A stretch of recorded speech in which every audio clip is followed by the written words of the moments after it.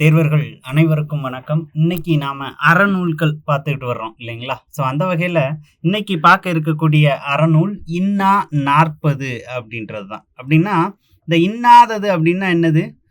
துன்பம் அப்படின்னு எடுத்துக்கலாமா? இல்லைங்களா? ஸோ எது எது துன்பம் தரக்கூடியது? இன்னா 40 இனியவை 40 அப்படின்னு நாம படிக்கிறோம் இல்லையா? அப்ப எது எது துன்பம் தரக்கூடியது அப்படின்ற ஒரு நூல் நமக்கு சொல்லுது, ஒரு படைப்பு. சரிங்களா? ஸோ அப்போ அந்த நூல்ல சொல்லப்பட்டிருக்கிறத பின்பற்றாம அதை மட்டுமே நான் பின்பற்றி நடந்தா போதும், ஒரு சரியான இடத்துல இந்த சமூகத்துல நான் இருக்கலாம் அப்படின்னு சொல்லப்படக்கூடிய ஒரு நூல் அப்படின்னு இந்த இன்னா 40 அப்படின்ற ஒரு நூல் அடையாளப்படுத்தப்படுது.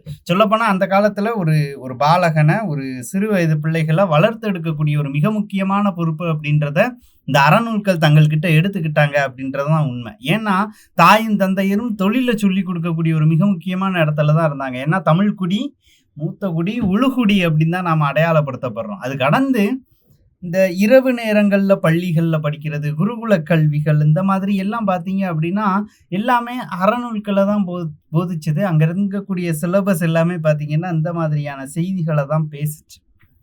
அப்ப இந்த ஒரு சூழல்ல இருந்து வாழ்ந்து வரக்கூடிய ஒரு பையன், வளர்ந்து வரக்கூடிய ஒரு பையனால தான் சமூகம், ஒரு சரியான சமூகம் அப்படின்றத கட்டமைக்க முடியும். ஸோ அந்த வகையில இன்னைக்கு நாம பார்க்கக்கூடிய நூல் இன்னா 40.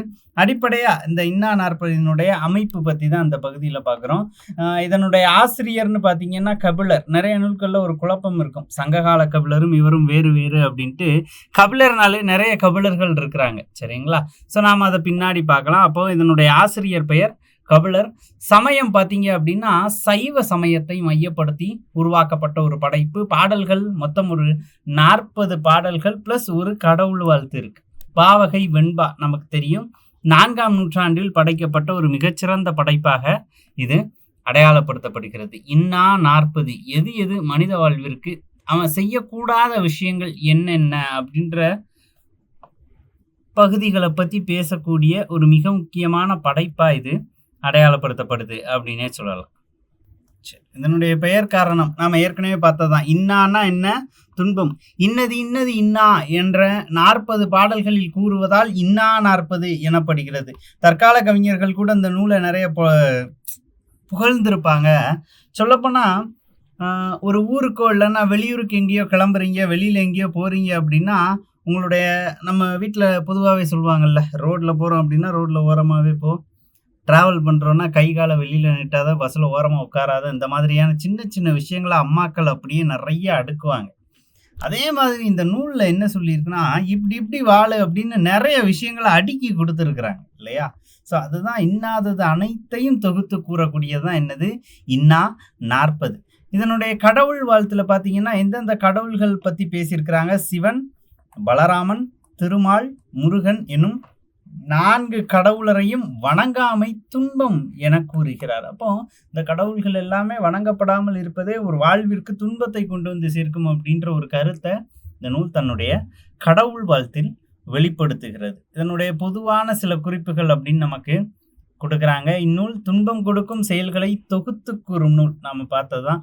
சங்ககால கபிலரும் இவரும் வேறு வேறு அப்படின்னு தான் அடையாளப்படுத்துறாங்க. ஏறத்தாழ 164 இன்னாத செயல்கள், அதாவது நாம பின்பற்றக்கூடாத, செய்யக்கூடாத செயல்களை பட்டியலிட்டு இருக்கிறாங்க. அதுல மிக முக்கியமானது என்னது? கல்லுண்ணாமை, புலால் உண்ணாமையை வற்புறுத்தும் நூல் அப்படின்னு சொல்றாங்க. வற்புறுத்தும் அப்படின்றத விட கொண்டு சேர்க்கும் நூல் அப்படின்னு இதை அடையாளப்படுத்தலாம். சரிங்களா? ஸோ அப்போ அந்த மாதிரியான சிறந்த கருத்துக்களை பேசக்கூடிய ஒரு நூலாக இன்னா 40 அப்படின்றது விளங்குது. ஏறத்தாழ அந்த சங்க காலத்துல பார்த்தீங்க அப்படின்னா ஒரு 5 வகையான கபிலர்கள். சரிங்களா? வெவ்வேறு கபிலர் அப்படின்றவங்களே 5 பேர் இருந்தாங்க அப்படின்னு அடையாளப்படுத்துறாங்க. முதல்ல சொல்லக்கூடியது யாரு? பாரிமன்னனை பாடிய சங்க கபிலர். இன்னொன்னு இன்னா 40 பாடிய கபிலர்.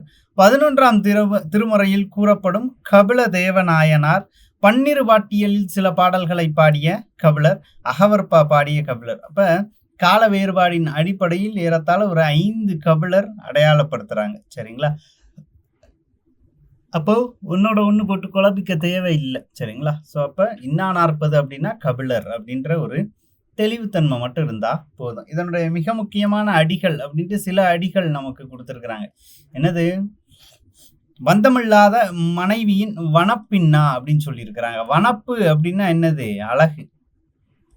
இலக்கியத்துல தொல்காப்பியர் வனப்பு அப்படின்றது எத்தனை வகைன்னு சொல்றாருன்னா 8 வகை அப்படின்னு சொல்றாரு. ஆனா இந்த இடத்துல பந்தமில்லாத மனைவியின் வனப்பின்னா அப்படின்னா பந்தமில்லாத, சுற்றங்களை பேண தெரியாத அப்படின்னு அர்த்தம். சரிங்களா?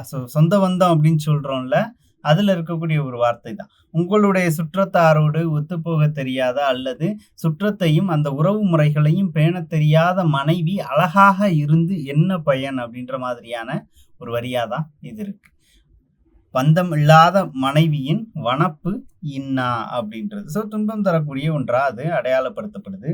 அடுத்து பாருங்க, உண்ணாது வைக்கும் பெரும்பொருள் வைப்பு இன்னா அப்படின்னு சொல்றாங்க. உண்ணாது வைக்கும் பெரும்பொருள் வைப்புன்னா என்னன்னா, நம்மள நிறைய பேர் பார்த்தீங்க அப்படின்னா, நம்மள நிறைய பேர் அப்படின்னு சொல்றதை விட நம்மளுடைய அப்பாக்களை கவனிச்சு பார்த்தோம் அப்படின்னா, நாம கேட்டதெல்லாம் வாங்கி கொடுத்துருவாங்க. அதே நேரத்துல அவங்களுக்கு தேவையானதை வாங்கிக்கிறாங்களா அப்படின்னா நிச்சயமா கிடையாது. நிறைய நேரங்கள்ல அவங்க உணவை கூட குறைச்சிக்கிறாங்க அப்படின்னு தான் சொல்லணும். சரிங்களா? இப்ப நாம சாப்பிடக்கூடிய நிறைய உணவு வகை கூட அவங்களுக்கு அறிமுகமா அப்படின்னு கேட்டா கிடையாது. விஜய் தொலைக்காட்சியில வரக்கூடிய கோபிநாத் கூட ஒரு இடத்துல சொல்லியிருப்பாரு, ஆப்பிள் பழங்களின் அழுகிய பக்கங்களை தின்றுவிட்டு நல்ல பக்கங்களை நமக்காக ஊட்டும் தாயும் தந்தையரும் தமிழகத்தில் தான் இருக்கிறார்கள் அப்படின்னு சொல்லியிருப்பாரு ஒரு ஸ்பீச்ல. என்னன்னா, இந்தியர்களினுடைய வாழ்வியல் பத்தி பேசும்போது வெளிநாட்டுல எல்லாம் ஒரு குழந்தை ஒரு கட்டத்துக்கு மேல வளர்ந்துருச்சு அப்படின்னா, இனி உன்னைய நீ தான் பாத்துக்கணும், நீ தான் சம்பாதிச்சுக்கணும் அப்படின்னு சொல்லி வெளியில அனுப்பிடுவாங்களாம். ஆனா தமிழகத்துல அப்படி கிடையாது. ஹையர் ஸ்டடீஸ் வரைக்கும் படிக்க வைக்கிறாங்க. வேலைக்கு சரியான வேலைக்கு போய் சம்பாதிக்கிற வரைக்கும் சப்போர்ட் பண்றாங்க. நிறைய பெற்றோர்கள் திருமணம் பண்ணி வைத்தும் அதற்கு அப்புறமும் சப்போர்ட் பண்றாங்க. அவனுடைய கனவை நோக்கி அவன் ஓடட்டும் அப்படின்னு.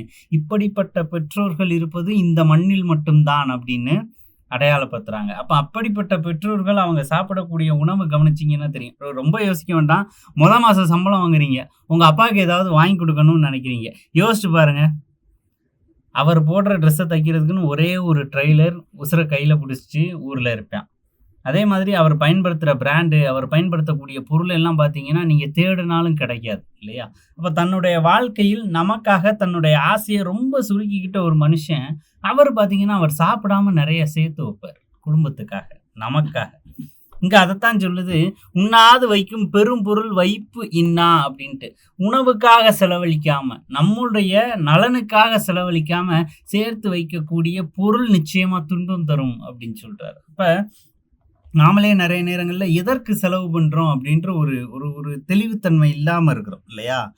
சொல்லப்போனா ஒரு பிரியாணி வாங்க போனா 2 பிரியாணியா பார்சல் வாங்கிடுறோம். நல்லா இருக்குது 2ஆ சாப்பிட்டுருவோம் அப்படின்ட்டு. அதே நேரத்துல டாக்டர் உடம்பு சரியில்லை அப்படின்னு 2 வேளைக்கு மாத்திரை எழுதி கொடுத்தா ஒரு வேளைக்கு போதும் அப்படின்னு மெடிக்கல்காரன்ட்ட போய் பஞ்சாயத்து பண்ணிட்டு இருக்கோம். ஏன்னா ஒரு வேளையிலேயே நமக்கு சரியாயிரும்னு நமக்கு தெரியும். ஏன்னா நாம தானே டாக்டர். அப்ப எதை அதிகமா வாங்கணும், எதை கம்மியா வாங்கணும் அப்படின்ற ஒரு தெளிவுத்தன்மையே இல்லாத நபர்களாகத்தான் நாம சமூகத்துல இருக்கோம். அப்ப நமக்காக சொல்லப்பட்ட ஒரு வரி தான் இது. உண்ணாது வைக்கும் பொருள் பெரும்பொருள் வைப்பு இன்னா. இங்க மறந்துடக்கூடாது. தீமையுடையார் அருகில் இருத்தல் இன்னா அப்படின்ட்டு. சரிங்களா? அப்ப நிறைய பசங்களை கேட்டா சொல்லுவோம், எப்போ முன்னேற போற, எப்போ அடுத்த கட்டத்துக்கு நகர போற அப்படின்னா டக்குன்னு பக்கத்துல இருக்கவனை பார்த்து சொல்லுவேன், இவன் எப்போ என்னைய விட்டு போறானோ அப்ப நான் விளங்கிருவேன் அப்படின்னு சொல்லுவாங்க இல்லையா? அப்ப நாம யாரு கூட பேசுறோம், யார் கூட பழகிறோம், நம்மை அடுத்த கட்டத்துக்கு நகர்த்தி செல்வதற்கு மெனக்கிடக்கூடிய நட்புகளை நாம சம்பாதிச்சிருக்கோமா, இதன் அடிப்படையில தான் நாம வெற்றி அப்படின்றதே தீர்மானிக்கப்படுது இல்லையா? அந்த வகையில நம்முடைய நட்பும் சரி உறவும் சரி தீமை இடையோரோடு இருந்தா நம்மளுடைய முன்னேற்றம் அப்படின்றது முழுவதும் தடைபடும். அதைத்தான் இந்த இடத்துல அடையாளப்படுத்துறாங்க. தீமையுடையார் அருகில் இருத்தல் இன்னா நிச்சயமா துன்பம் தரும் அப்படிங்கிறது தான். ஊனை தின்று ஊனை பெருக்கல் முன்னின்னா அப்படின்றாங்க. அதாவது ஊன் அப்படின்னா என்ன? ஊன் உணவுன்னா நான்வெஜ். சரியா? அதான் ஊனை தின்னு. நம்ம மேல பார்த்தோம்ல, எதை இந்த நூல் வற்புறுத்துதுன்னு பார்த்தோம். புலால் உண்ணாமை, கறியே சாப்பிடக்கூடாது அப்படின்னு சொல்லுது இல்லையா? அதைத்தான் சொல்லுது, இன்னொரு கறியை தின்னு உன்னோட உடலை நீ வளர்க்காத, அது நிச்சயமா துன்பம் தரும் அப்படின்னு பேசப்படக்கூடிய ஒரு நூலாக இது அடையாளப்படுத்தப்படுது. அடுத்த வரி பாருங்க, குளவிகள் உற்ற பிணி இன்னா. ஒரு குழந்தையை ஒரு பிணி பிடிச்சது அப்படின்னா அது நிச்சயமா துன்பத்தை தரும். ஏன்னா ஒரு குழந்தைக்கு வாயை திறந்து சொல்ல தெரியாது இல்லையா? இங்க வலிக்குது எனக்கு, இந்த பிரச்சனை இருக்குது அப்படின்னு ஒரு குழந்தைக்கு வாயத்திறன்னு சொல்ல தெரியாது. நாம தான் அவங்களுடைய அசைவுகளால அத புரிஞ்சுக்கணும். அந்த ஒரு விஷயத்த தான் அங்க அடையாளப்படுத்துறாங்க. குளவிகள் உற்ற பிணி இன்னா. பிணினா என்னது? நோய். நோயானது துன்பம் தரும் அப்படின்னு சொல்றாங்க. இன்னா பொருள் அல்லார் வன்மை புரிவு. அடுத்து பாருங்க, மட்டுவாய் திறப்பவும் மைவிடை வீழ்ப்பவும் அற்றன்றானா கொழுந்துவை ஊன் சோறு அப்படின்னு சொல்றாங்க. அப்ப இந்த 2 வரியுமே பாத்தீங்க அப்படின்னா இன்னா நாற்பதுல உள்ளதே கிடையாது. எதுல உள்ளது? புறநானூற்று வரி. புறநானூறு சர்ச் பண்ணி பார்த்தீங்கன்னா தெரியும். ஏன் இதை இந்த இடத்துல பார்க்குறோம் அப்படின்னா, இந்த 2 வரிகளிலும் எது வலியுறுத்தப்பட்டிருக்கு? கல்லுண்ணலையும் ஊனுண்ணலையும் ஏற்று சங்ககால புலவர் பாடியுள்ளார் அப்படின்னு சொல்றாங்க. அப்போ கபிலர் அப்படின்ற இன்னொரு புலவரானவர் புறநானூற்றில் இந்த மாதிரியான வரிகளை பதிவு செஞ்சிருக்கிறார். ஸோ அப்போ இதை ஒப்பிட்டு பார்க்கும் பொழுது அந்த கபிலரும் இந்த கபிலரும் வேற வேற அப்படின்ற ஒரு முடிவுக்கு நம்முடைய வரலாற்று ஆய்வாளர்கள் வர்றாங்க. சரிங்களா? ஸோ அந்த ஒரு விஷயத்துக்காண்டி தான் இந்த ஒரு பகுதி இந்த பக்கத்தில் பார்க்குறோம். அதனால தான் இன்னா நாற்பதின் ஆசிரியராகிய கபிலர் கல்லுண்ணல் ஊனுண்ணல் ஆகியவற்றை மறுத்துள்ளமையால் இவ்விருவரும் வெவ்வேறானவர் என்பது விளங்கும். அப்போ அவங்க கூறிய கருத்துகளின் அடிப்படையில் வேறுபடுத்திடுறாங்க. சில பொருட்கள் திரும்ப திரும்ப சுட்டப்பட்டு இருக்கின்றன. குறள் கருத்துக்களும் சங்கநூல் கருத்துக்களும் இந்நூலில் கலந்து வருகின்றன. அதாவது பொதுவாக சொல்லணும் அப்படின்னா எல்லா நூலுமே அன்பைத்தான் போதிக்கின்றன இல்லையா? என்னைய மட்டும் கும்பிடு, எனக்காகவே எல்லாம் பண்ணுன்னு எந்த கடவுளும் இங்க கேட்கல. அடுத்தவங்கிட்ட அன்பு செலுத்து அப்படின்னு எல்லா நூலும் சொல்லுது.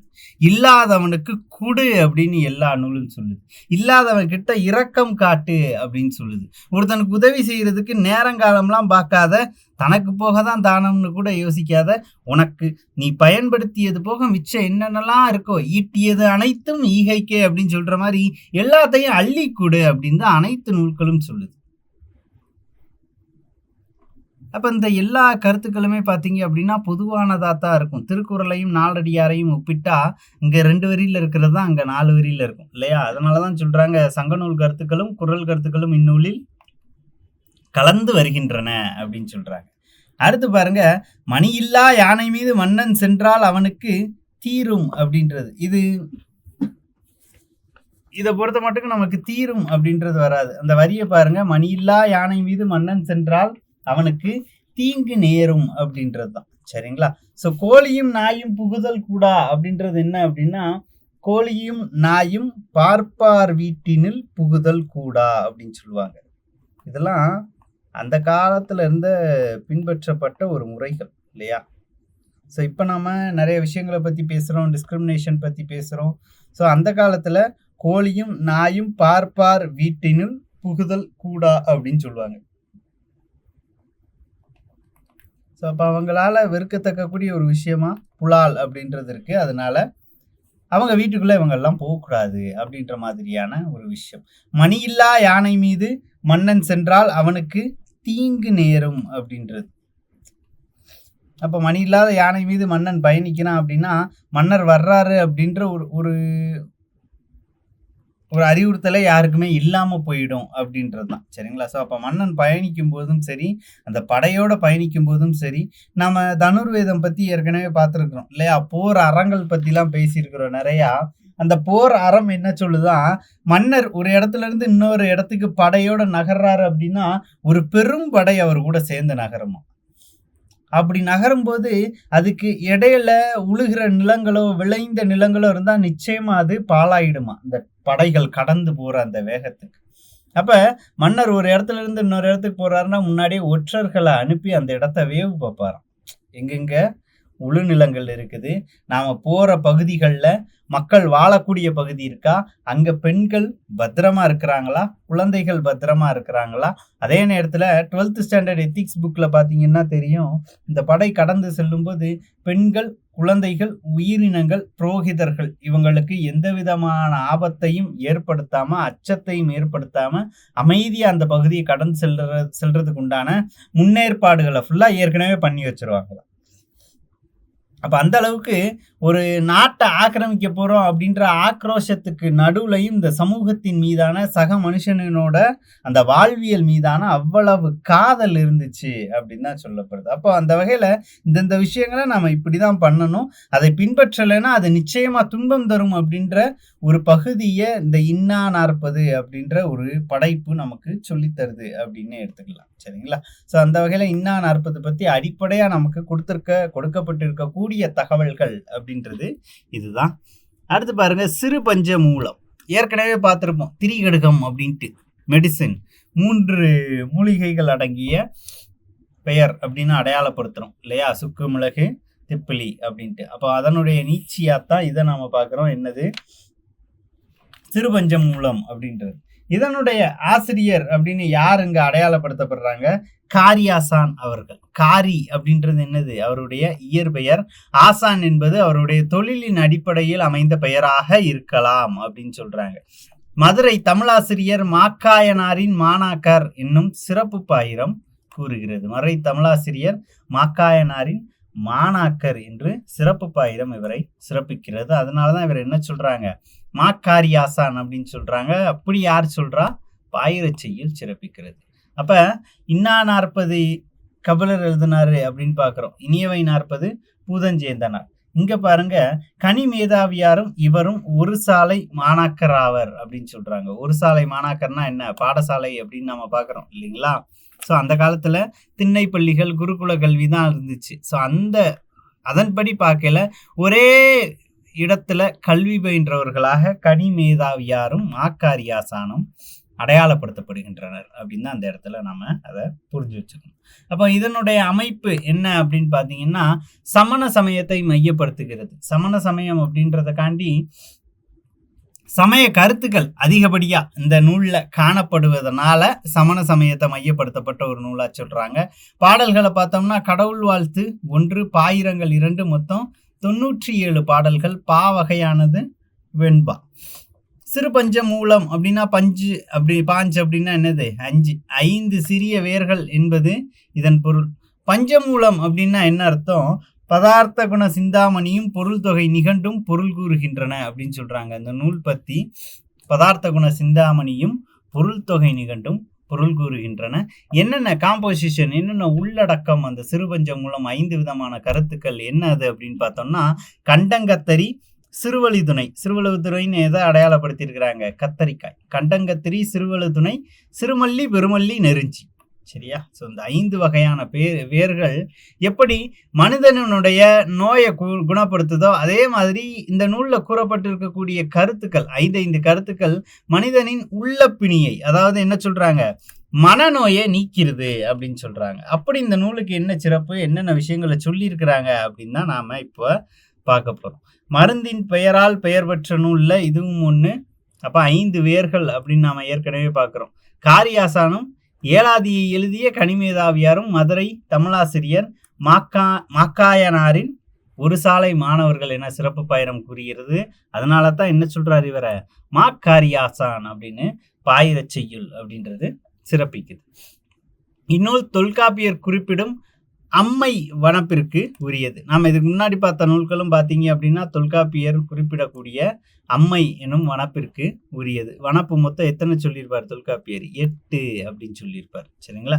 பெரும்பான்மை பொது அறக்கருத்துக்களும் சிறுபான்மை சமண அறக்கருத்துக்களும் இந்நூலில் இடம்பெற்றுள்ளன. சமண அறக்கருத்துக்கள் இடம்பெற்றிருக்கிறதுனால சமண சமயத்தை மையப்படுத்தி உருவாக்கப்பட்ட ஒரு நூல் அப்படின்னு இது அடையாளப்படுத்தப்படுது. சரிங்களா? இப்பாடல்கள் நன்மை தருவன. ஒரு 3 கேட்டகரியா பிரிச்சிருப்பாங்க.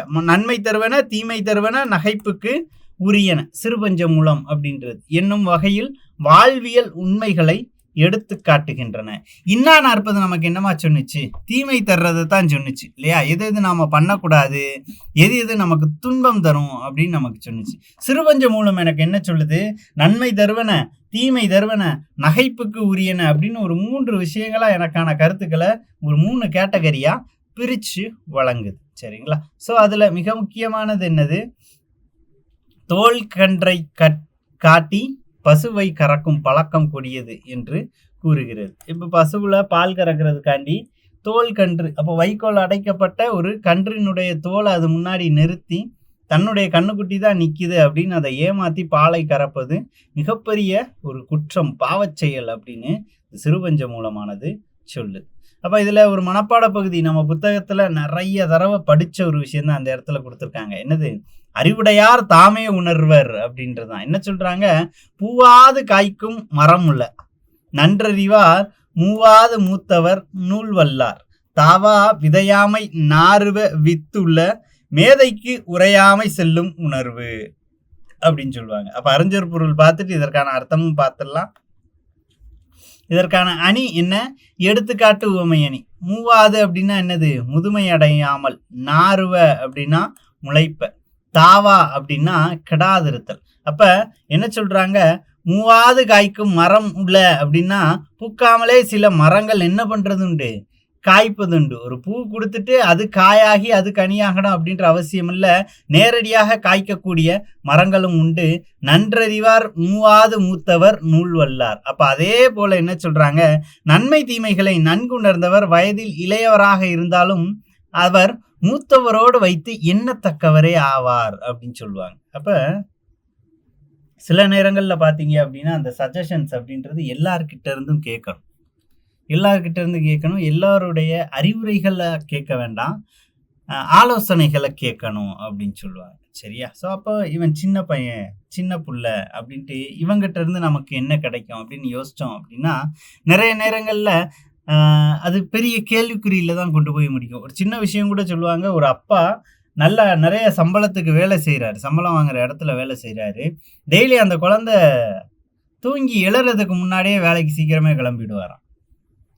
தூங்கி முடிச்சதுக்கப்புறம், அதாவது தூங்க தொடங்கினதுக்கப்புறம் தான் சாயந்தரம் வீட்டுக்கு வருவாராம். அப்போ இன்னைக்குமே அந்த அப்பா இந்த குழந்தை கூட உட்கார்ந்து விளையாடலை, பேசலை, தூக்கி கொஞ்சலை, பைக்கில் வச்சு வெளியில் கூட்டிகிட்டு போகல. இந்த குழந்தை கவனிச்சுக்கிட்டே இருந்துச்சா. ஒரு நாள் தூக்கத்தை கெடுத்து எழுந்து உட்காந்து அவங்க அப்பா காலையில் வேலைக்கு கிளம்பும்போது பிடிச்சிட்டு அப்போ அவனோட சம்பளம் எவ்வளவு அப்படின்னு கேட்டுச்சான். எனக்கு இவ்வளவு சம்பளம்மா, ஒரு 30,000 40,000 சொல்லியிருப்பாருன்னு வச்சுக்கோங்களேன். ஒரு நாள் சம்பளம் உனக்கு எவ்வளவு அப்படின்னு கேட்டாங்க. ஒரு நாளைக்கு எனக்கு 1000 ரூபாய் சம்பளம் அப்படின்ற மாதிரி அவங்க அப்பா சொல்றாரு. இந்த குழந்தை வேகமா வீட்டுக்குள்ள போயிட்டு அவங்களுடைய ரூம்குள்ள போயிட்டு ஒரு உண்டியல் எடுத்து கொண்டு வந்து கொடுத்துச்சான் அவங்க அப்பா கிட்ட. இந்த உண்டியல்ல நான் சேர்த்த பணம் 1000 ரூபாய் இருக்கும். இன்னைக்கு நான் உனக்கு சம்பளம் தர்றேன், என் கூட உட்காந்து பேசு, என் கூட உட்காந்து சிரிச்சு பேசி, என்னைய வெளியில கூட்டிட்டு போ, என் கூட டைம் ஸ்பெண்ட் பண்ணு அப்படின்னு அந்த குழந்தை சொன்னுச்சு. அப்ப இந்த குழந்தைக்கு இவ்வளவு பெரிய அறிவு வருவதற்கு காரணம் அப்படின்றது எந்த நூலையும் படிக்கணும் அப்படின்ற அவசியம் கிடையாது. அந்த அனுபவம், நாம பட்ட பிரச்சனைகள், அதற்கான தீர்வை நமக்கு வேகமா தேட தோணும் இல்லையா?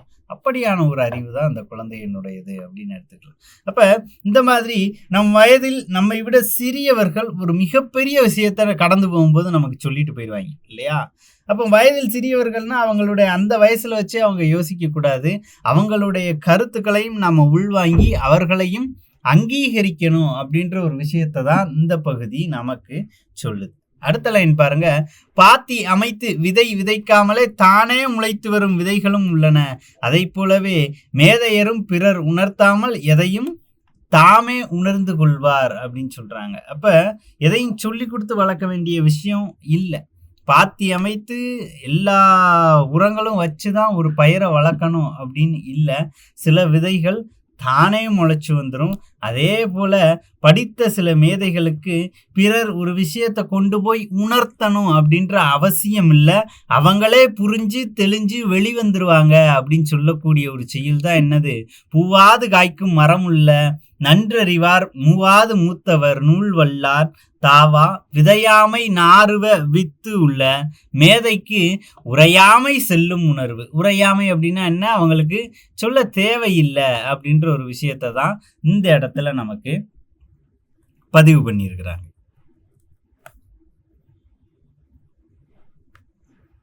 ஸோ அப்போ மூலிகைகளினால் ஆக்கப்பட்ட ஒரு அறநூல்கள் அப்படின்ற அடிப்படையில் நம்ம முதல்ல யாரை பற்றி பார்த்தோம்?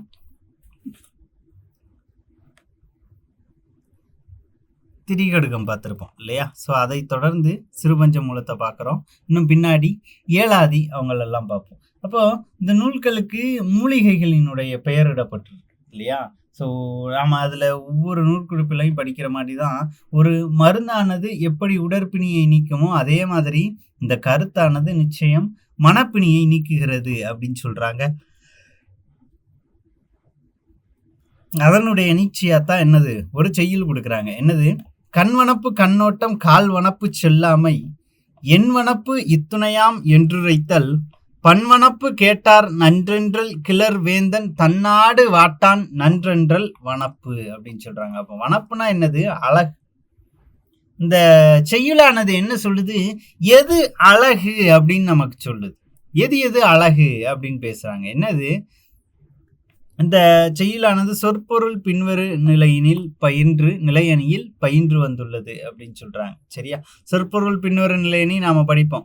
ஒரே சொல் திரும்ப திரும்ப வந்து அது சொல் பின்வரு நிலையணி. ஒரே பொருள் திரும்ப திரும்ப இடம்பெற்றால் அது பொருள் பின்வரு நிலையணி. சொற்பொருள் பின்வரு நிலையணினா சொல்லும் திரும்ப திரும்ப வரும், அதற்கு ஒரே பொருளா இருக்கும். சரியா? எடுத்துக்காட்டோட நம்ம பின்னாடி அதை பார்க்க போறோம். அப்போ இந்த செய்யுள் சொற்பொருள் பின்வரு நிலையணியில் பயின்று வந்துள்ளது. இதற்கான சொற்பொருள் கண்ணோட்டம் அப்படின்றது என்ன? இரக்கம் கொள்ளுதல். அதை வச்சு பார்த்தோம்னா கண்வனப்பு கண்ணோட்டம், கண்ணுக்கு அழகு அப்படின்றது என்னதுதான்? இரக்கம் கொள்ளுதல் தான். சரியா? ஸோ வனப்பு அழகு. என் வனப்பு அப்படின்றது என்னது? ஆராய்ச்சிக்கு அழகு. கிளர் வேந்தன் அப்படின்னா புகழுக்கு உரிய அரசன். வாட்டான் அப்படின்னா என்னது? வருத்த மாட்டான் அப்படின்றது. அப்போ இந்த பகுதி நமக்கு என்ன சொல்லுது? கண்ணுக்கு அழகு இரக்கம் கொள்ளல், காலுக்கு அழகு பிறரிடம் இறந்து செல்லாமை அப்படின்னு சொல்றாங்க. அதான் கண்வனப்பு கண்ணோட்டம் அப்படின்னா கண்ணுக்கு அழகு அடுத்தவனை இரக்கத்தோட பார்க்கக்கூடியதுதான். சரியா? ஸோ அன்னை தெரசா அவர்களினுடைய வரிகள் கூட சொல்லுவாங்கல்ல, நான் கருவுற்றிருந்தால் ஒரு குழந்தைக்குத்தான் தாயாகி இருந்திருப்பேன், நான் இருந்ததால் தான் ஒவ்வொரு குழந்தைக்கும் தாயாகினேன் அப்படின்னு சொல்லுவாங்க. அப்போ அந்த கருணை அப்படின்றது அங்கே எப்படி அடையாளப்படுத்தப்பட்டிருக்கு? இரக்கம் அப்படின்னு அடையாளப்படுத்தப்பட்டிருக்கு. கண்ணுக்கு அழகே என்னதுதான்? இரக்கம் கொள்ளல் தான். சரிங்களா? காலுக்கு அழகு பிறரிடம் இறந்து செல்லாமை. இறந்துன்னா என்னது? இரவல் கேட்டு, எதுவும் கடன் கேட்டு செல்லாததுதான் என்னது? காலுக்கே உண்டான அழகு அப்படின்னு அடையாளப்படுத்தப்படுது. மூன்றாவது என்னது? இசைக்கு அழகு அதை கேட்போர் நன்றென புகழ்தல் அப்படின்றாங்க. ஸோ அப்போ ஒரு இசை கேட்குறோம் அப்படின்னா அதை கேட்குறவங்க என்ன சொல்லணும்? அதை புகழணும் அப்படின்றதுதான். அரசனுக்கு அழகு குடிமக்களை வருத்தாமல் காப்பவன் அப்படின்றாங்க என்று பிறர் அவனை புகழ்ந்து உரைத்தல். ஸோ அப்ப ஒரு சிறந்த ஆட்சியை வழங்குறாரு அப்படின்னு குடிமக்களால புகழப்படுவது தான் என்னவது? ஒரு அரசனுக்கு அழகு. அதைத்தான் நமக்கு இந்த செய்யுள்ள வெளிப்படுத்தி இருக்கிறாங்க. என்னது? கண்வனப்பு கண்ணோட்டம் கால்வனப்பு செல்லாமை என்வனப்பு இத்துணையாம் என்றுரைத்தல் பன்வனப்பு கேட்டார்னன் நன்றென்றல். பண்ணுனா என்னது? அதான் இசை. சரியா? பண்ணோடு பாடிய நூல் அப்படின்னு பரிபாடலை அடையாளப்படுத்தும் இல்லையா? அதான் பண்ணுனா இசை. பன்வனப்பு கேட்டார் நன்றென்றல் கிளர் வேந்தன் தன்னாடு வாட்டான், தன் நாட்டை சேர்ந்தவர்களை வாட்டாதவன். வாட்டான் நன்றென்றல் வனப்பு. ஸோ மற்றவர்கள் ஒரு சிறந்த ஆட்சி இந்த அரசர் வழங்குறாருப்பா அப்படின்னு சொல்லிட்டா அதுதான் என்ன சொல்றாங்க? அதுதான் அழகு அப்படின்னு சொல்றாங்க. சரிங்களா? ஸோ அடுத்த ஒரு பாடல் பாருங்க. குளம் தொட்டு கோடு பதித்து வலுசீத்து உளம் தொட்டு உழுவயலாக்கி வளம் தொட்டு பாகுபடும் கிணற்றோடு என்றும் இவ்வையும் பார்படுத்தான் ஏகும் சொர்க்கம் இனிது அப்படின்னு சொல்றாங்க. அப்ப அந்த பகுதி முழுக்க முழுக்க நமக்கு எதை பத்தி பேசு அப்படின்னா இரிகேஷன். சரிங்களா? ஸோ பாசன வசதியை பத்தி தான் பேசு. வாட்டர் இரிகேஷன் அப்படின்னு சொல்லலாம். ஸோ பாசனம் அப்படின்னாலே நமக்கு டக்குன்னு யார் ஞாபகம் வருவா? ஹிஸ்ட்ரியில ஃபெரோஸ் ஷா துக்ளக் அவர்கள் ஞாபகம் வருவாங்க. அப்போ தமிழக அளவில் வரலாற்றை படிக்கும்போது யார் ஞாபகம் வருவா? கல்லணையை கட்டிய கரிகாலன் அவர்கள் ஞாபகம் வருவாங்க. பென்னி குயிக் அவர்கள் ஞாபகம் வருவாங்க. இப்படி இரிகேஷனுக்கு, அதாவது பாசன வசதிக்கு பல முக்கியமான முன்னெடுப்புகளை கொண்டு சென்ற ஆளுமைகள் எல்லாருமே நமக்கு ஞாபகம் வருவாங்க. அப்போ இந்த மாதிரியான சிறந்த கருத்துக்களை சொல்லக்கூடிய செய்யுள்களும் எதுல இருக்குது? இந்த பகுதியில் நமக்கு இருக்குது அப்படின்னு அடையாளப்படுத்துறாங்க. குளம் தொட்டு கோடு பதித்து வழி சீத்து உளம் தொட்டு உழுவயல் ஆக்கி வளம் தொட்டு பாகுபடும் கிணற்றோடு என்று ஐம்பார்படுத்தான் ஏகும் சொர்க்கத்து இனிது அப்படின்னு சொல்றாங்க. சரிங்களா? ஸோ தொடர்ந்து பாருங்க, அரசனினுடைய இயல்புகள் அப்படின்னு ஒரு சில பகுதி நம்ம கொடுக்குறாங்க. ஸோ என்னென்ன ஒரு அரசனினுடைய இயல்புகளாக இருக்க வேண்டும் அப்படின்றதுதான். மக்களை காப்பது அரசனின் கடமை, அடிப்படையான ஒன்று தான் இல்லையா? மன்னன் எவ்வளியோ மக்கள் அவ்வளி என்பது ஆன்றோர் வாக்கு. சிறுபஞ்சம் மூலம் அரசனின் இயல்புகளை விவரிக்கும் விதம் இங்கு நோக்கத்தக்கது. அப்படி என்ன இயல்பு கொண்ட அரசனாக ஒருத்தன் இருக்கணும் அப்படின்னா, பொருள் போகம் அஞ்சாமை பொன்றுங்கார் போர்த்த அருள் போகா வாரரமென்றைந்தும் இருள் தீர கூறப்படும் குணத்தான் கூர்வேல் வல்வேந்தனால் தேரப்படும் குணத்தினான் அப்படின்னு சொல்றாங்க. அப்ப பொருள் இன்பம் இடுக்கம் வந்த காலத்து அஞ்சாமை, இடுக்கன் வருங்கால் நகுக அப்படின்னு வள்ளுவ பெருந்தகையினுடைய வாக்கு நம்ம படிச்சிருக்கோம். அப்ப இடுக்கன்னா என்ன பிரச்சனை? அப்ப பொருள் போகம் அஞ்சாமை பொன்றுங்கார் போர்த்த அருள் போக வாரரமன் ரைந்தும், பொருள் இன்பம் இது இடுக்கன், இந்த 3 வருது போகுது, இதை பத்தி எந்த விதமான அச்சமும் மனதில் இல்லாம பிரிதோர் உயிரின் துன்பம் கண்டு இறங்குதல். அப்ப இறக்க குணம் வேணும். எப்ப யாரை பார்த்து? பிரிதோர் உயிருக்கு போராடும் பொழுதோ இல்லைன்னா கஷ்டப்படும் பொழுதோ அதற்கு இறங்கும் மனசு வேண்டும். நிலையான அறம் ஆகிய 5 உடையவன் நல்ல அரசன்.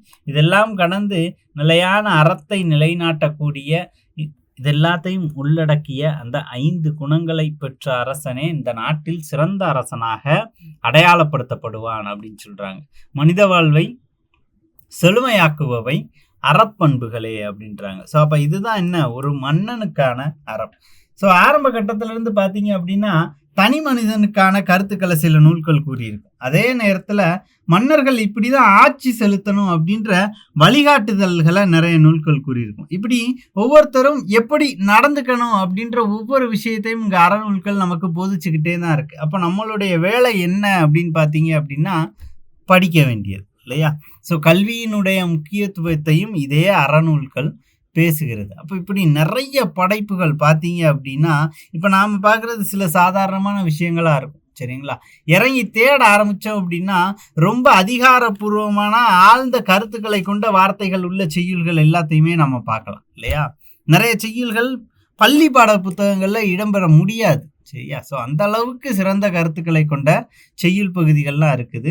அப்போ இது எல்லாத்தையும் தேடி ஒவ்வொரு நூலையும் தனித்தனியாக அணுகும்போது பார்த்தீங்க அப்படின்னா படித்து முடிச்சிங்க அப்படின்னா ஒரு மிகப்பெரிய திருப்தி கிடைக்கும். திருப்தி அப்படின்றத தாண்டி ஒரு திமிர் கிடைக்கும் அப்படின்றது தான். ஏன்னா என்னுடைய மொழியில இவ்வளவு பெரிய படைப்பாளன் இருந்திருக்கிறான், இவ்வளவு மிகச்சிறந்த ஒரு படைப்பு இருக்கு அப்படின்ற ஒரு செருக்கு அதை படிச்சு முடிக்கும் போது நம்ம மண்டையில நிற்கும்.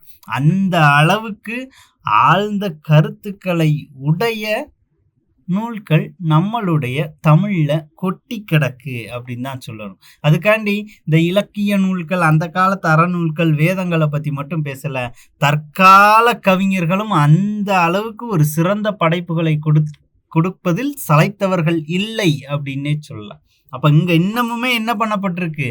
படைப்புகள் கொண்டாடப்பட்டு கொண்டுதான் இருக்கிறது. சரிங்களா? இப்போ வரக்கூடிய பாடல்கள்ல கூட நிறைய வரிகள் அடையாளப்படுத்தலாம். அந்த அளவுக்கு சிறந்த கவிஞர்கள் இருக்கிறாங்க. என்ன அந்த அளவுக்கு தமிழை நிதானமா நிறுத்தி படிச்சு ரசிக்கிறதுக்கு உண்டான ஒரு எண்ணப்போக்கில் நம்மள நிறைய பேர் இல்லை அப்படின்றது தான் அதுல வருந்தக்கூடிய விஷயம். ஒரு பொது இடங்கள்லயோ சரி, இல்லைன்னா ஏதாவது ஒரு கூட்டங்கள்லயோ சரி, அண்டை நாட்டவர் மேல் நோக்கி மேற்கோள் காட்டக்கூடிய அளவுக்கு கூட தமிழ் தெரியாத தமிழர்கள் இன்னமும் இருக்கதான் செய்யறாங்க. அப்ப காலம் மாறி போச்சு இல்லையா? இப்ப பாருங்க, என் குழந்தைக்கு தமிழ் தெரியாது, ஆனா இங்கிலீஷ் பேசுவான், எழுதுவான், சூப்பரா பண்ணுவான். தமிழ் பேசுவான், எழுத தெரியாது அப்படின்றது ஒரு சோசியல் ஸ்டேட்டஸ் மாதிரி ஆகிப்போச்சு.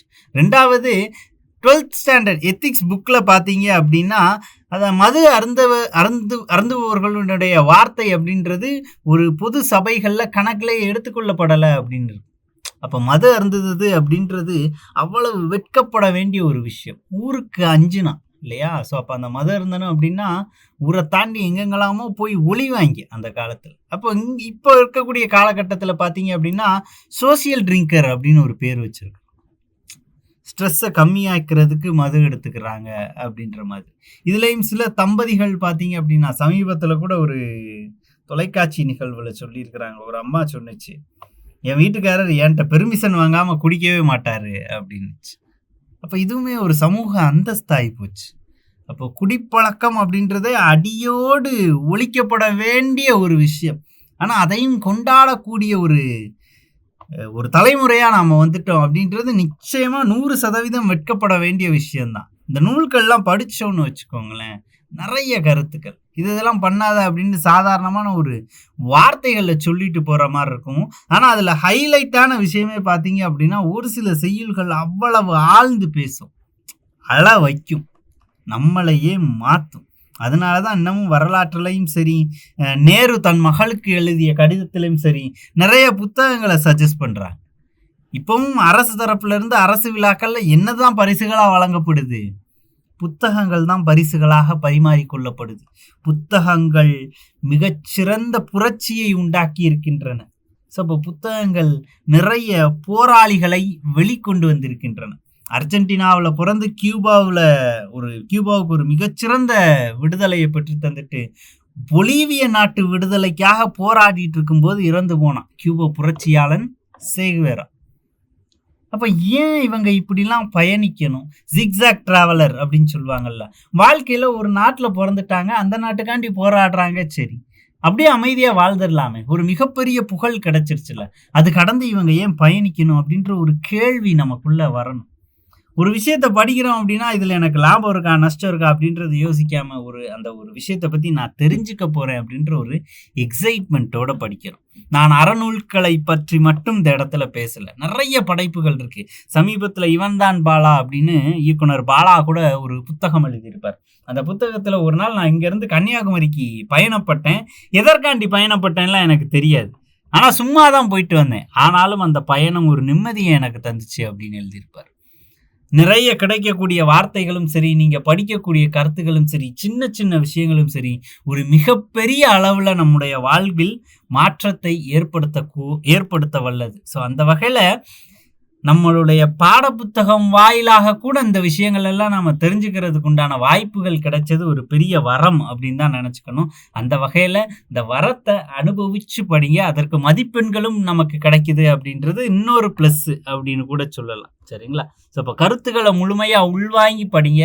சரியான கேள்விக்கு எந்த விதமான யோசனையும் இல்லாம முறையான பதில் வழங்கலாம். தமிழை பொறுத்த மட்டுக்கும். சரிங்களா? ஏன்னா இங்க எதுவும் மனப்பாடம் பண்ண தேவையில்லை.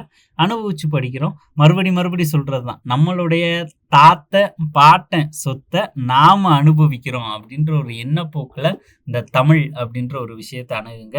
நல்ல தலைப்புல அடுத்த வீடியோல சந்திக்கலாம். நன்றி.